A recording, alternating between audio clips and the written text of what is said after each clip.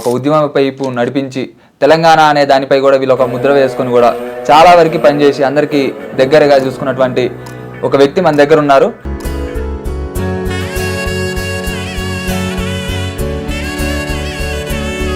అంటే 2014లో కూడా ఎంపీగా పోటీ చేశారు. మీరు ఎంపీగా పోటీ చేసి భువనగిరిలో అంటే అక్కడ మీకు ఎలాంటి పరిణామాలు చోటు చేసుకున్నారు సార్? ఎంపీగా పోటీ చేయడం ఏంటంటే దానిపై కూడా ఎలాంటి విమర్శలు రాలేదా సార్?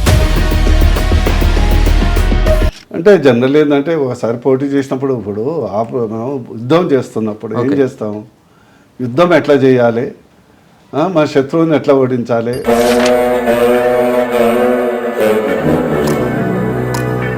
వాళ్ళు ఏమనుకుంటారు వీళ్ళు ఏమనుకుంటారు అని ఉండదు కదా. విమర్శలు అనేవి వస్తుంటాయి కదా. విమర్శలు అనేది పట్టించుకోం కదా. ఇప్పుడు ఆపరేషన్ సింధూర్లో మనం ఎట్లా గెలవాలి అనేది ఉంటుంది.